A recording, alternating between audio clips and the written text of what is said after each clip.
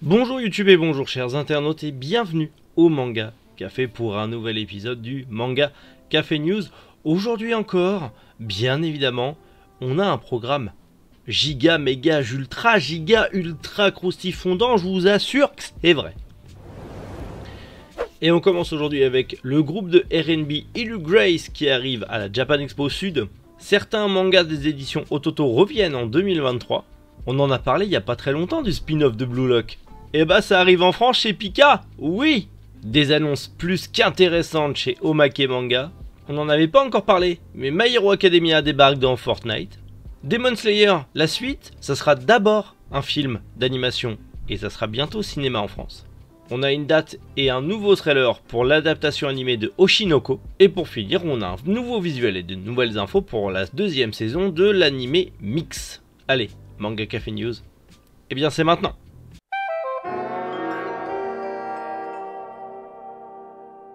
Le duo de R&B Ilu Grace sera de retour chez nous à la Japan Expo Sud. Alors si vous ne savez pas, Japan Expo Sud, 13e édition, c'est du 24 au 26 février au Parc Chaînon à Marseille. Vous avez les dates, le lieu, je vous donnerai pas l'heure non plus, exagérez pas, je vous laisse vous renseigner pour le reste. Mais en tout cas, le groupe de R&B, enfin le duo de R&B sera présent pour bien évidemment un petit showcase, un petit concert sur les 2 jours, surtout avec leur tout nouveau titre, donc Dress Code et Butterfly, qui sont d'ailleurs disponibles sur Spotify, Amazon Music et compagnie. Donc n'hésitez pas à aller jeter un œil, non mais une oreille en tout cas, pour découvrir ce duo de R&B japonais. Voilà, et regardez encore qui c'est qui vient me...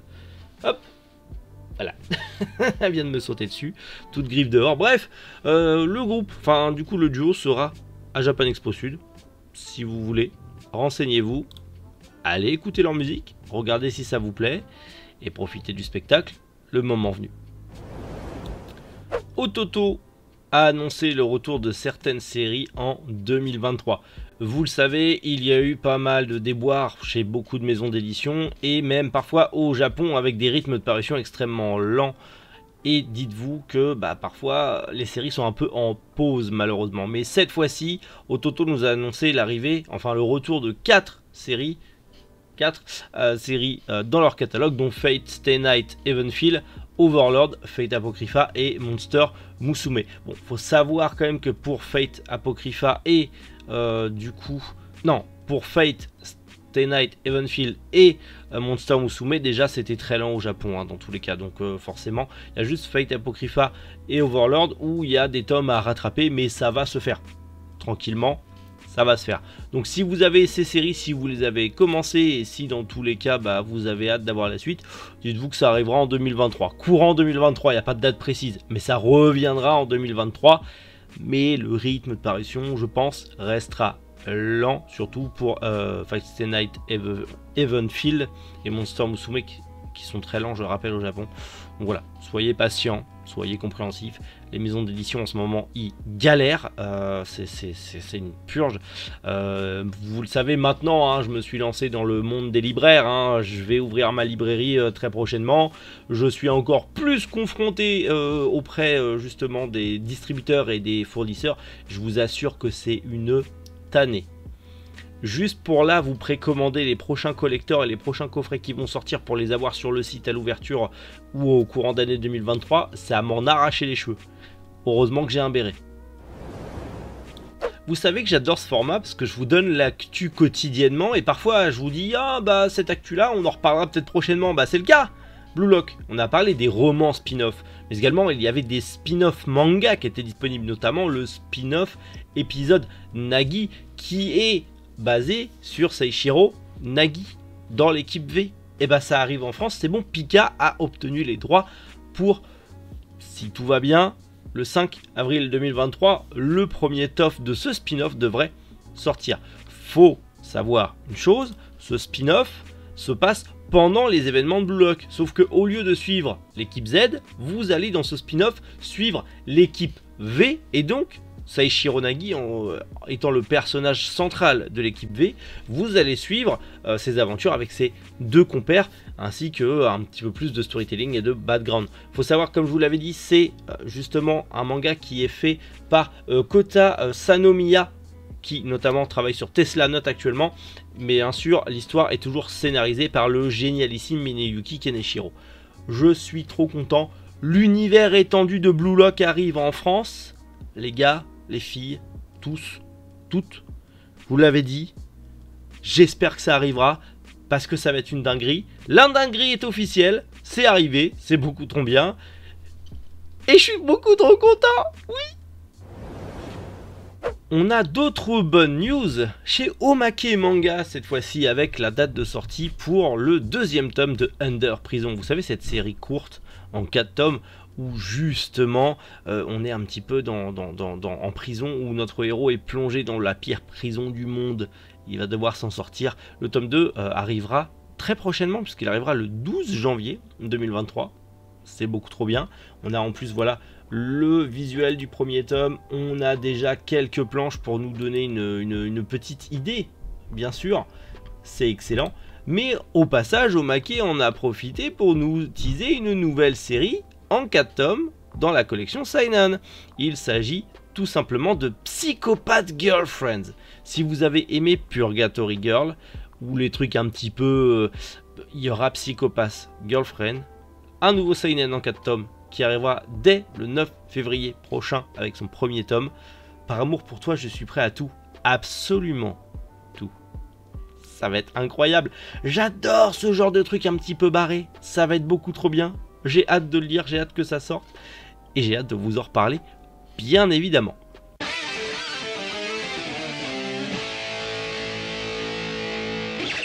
C'est une actu où je me suis dit, je vais peut-être pas vous en parler.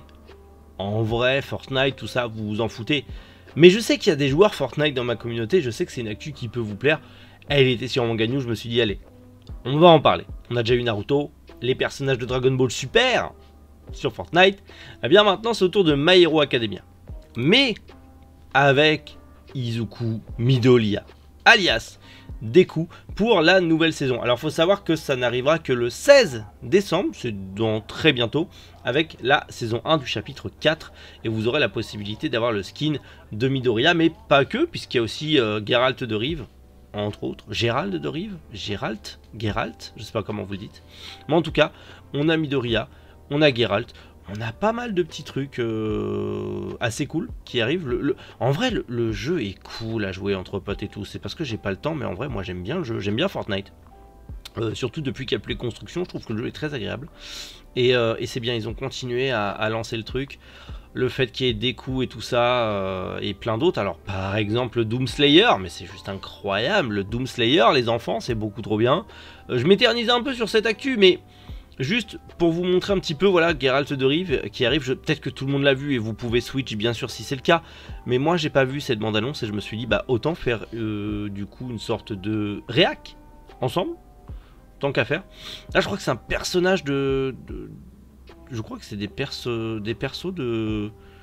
d'un jeu, je sais pas lequel. Et là on a du coup Izuku Midoriya avec son gros coup de poing qui fait mal, incroyable. Incroyable. Je sens qu'on va avoir du Midoriya dans toutes les directions. On va avoir du Naruto vs Midoriya avec les skins et tout ça. Ce serait incroyable, des vidéos, des TikTok, des trucs Naruto versus Midoriya, Goku, Vegeta versus Midoriya. Ouais, ce serait trop cool, surtout sur Fortnite. Mais c'est cool en fait qu'ils arrivent à faire des crossovers et qu'on ait des persos comme ça sur Fortnite. Je trouve ça très cool. Même si tout le monde ne peut pas apprécier forcément le jeu. Moi j'aime bien, je me marre bien quand j'y joue avec les copains. Et c'est très cool d'avoir des skins comme ça. Alors bien sûr, parfois faut mettre un peu de monnaie, c'est chiant. Mais c'est quand même cool d'avoir des personnages de la pop culture et notamment du monde manga et animé dans un jeu vidéo comme ça. Moi personnellement ça me plaît bien. Et j'aurais été plus jeune, j'aurais tué pour avoir ça. Donc je me dis, vous qui êtes potentiellement jeune et qui jouez beaucoup, vous devez tellement être aux anges, ça doit être un truc de fou furieux.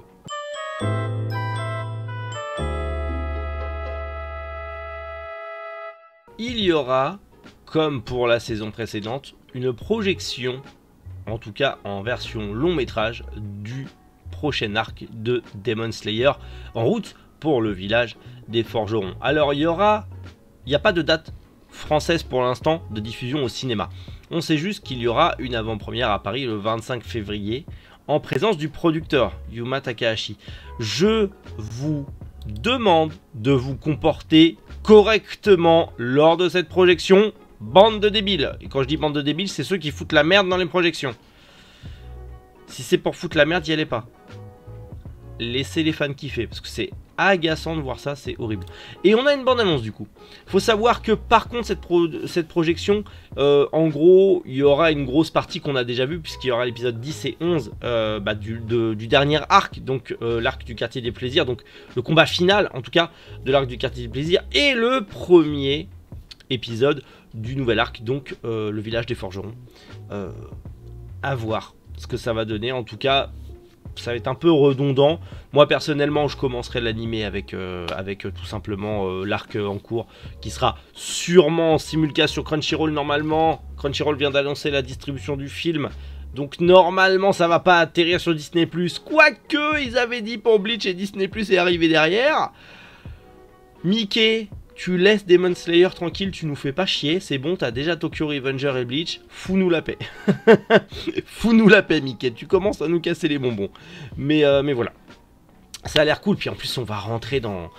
On rentre dans le vif du sujet avec cet arc, puisqu'après, pour ceux qui ont lu le manga, vous savez très bien ce qui va arriver par la suite, on arrive vraiment vers la finalité, et j'ai très hâte de redécouvrir cet arc, du coup en animé, surtout quand on voit la qualité d'animation de Demon Slayer, ça va être juste incroyable.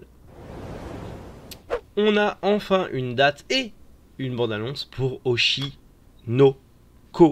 Oui, l'adaptation animée du manga Oshinoko arrive. On a la bande-annonce déjà. Faut savoir que c'est prévu justement pour avril 2023, l'animé, en espérant simulcast aussi bien évidemment. Il y aura une projection du premier épisode, puisque le premier épisode durera 90 minutes. Et il sera justement projeté le 17 mars au Japon. Peut-être qu'il y aura aussi une avant-première en France, pareil. À voir ce que ça va donner. Je ne sais pas si l'adaptation animée est très attendue, mais en tout cas j'ai entendu beaucoup de bien du manga, donc je vais m'y intéresser parce que je vous fais confiance. Jusqu'à présent vous m'avez toujours bien conseillé, donc je vais suivre vos recommandations, on en reparlera très bientôt. Mais en tout cas, avril 2023, on aura Oshinoko en animé. Un petit peu de patience, ça a l'air très girly quand même, hein, mais un petit peu de patience, à voir ce que ça va donner. Et on verra si potentiellement ça sera un nouveau coup de cœur pour moi. On a le premier visuel de la saison 2 de Mix Meisei Story, l'adaptation animée du manga de Mitsuru Adachi, Mix, qui est un manga de baseball disponible chez Delcourt Tonkam en France d'ailleurs. N'hésitez pas, si vous aimez les slice of life, les mangas de sport, les mangas de romance, c'est fait pour vous. En plus du Mitsuru Adachi, c'est vrai que c'est pas beaucoup mis en avant. Manga Badass le fait beaucoup. Il a raison, c'est de très bons mangas, je confirme. Mais ça serait cool que ça soit un petit peu plus mis en avant. Potentiellement cette saison 2 va aider le public à apprécier le manga, mais en tout cas l'affiche est cool. Hâte de voir ça, hâte de voir, il y a déjà la saison 1 mais elle est plus disponible sur les plateformes. Vous pouvez toujours la trouver en VOST sur des plateformes pas trop, hein. Vous connaissez, vous savez comment faire. Mais soyez curieux, je vous encourage à être curieux, surtout qu'il y a eu des réimpressions, alors qui sont pas forcément de très bonne qualité à ce que j'ai compris de Mix chez Delcourt Tonkam, où c'est vraiment du papier à cigarette. Mais soyez curieux, voilà, petit manga de sport sur le baseball, slice of life, romance. Je le vends peut-être très mal, mais c'est un bon petit manga, au moins à connaître, au moins à lire si vous voulez un petit peu vous diversifier. Même si je sais que actuellement, avec toutes les séries qui sortent, comme moi vous avez sûrement beaucoup de séries à finir, et surtout les prix augmentent et ça casse les bonbons.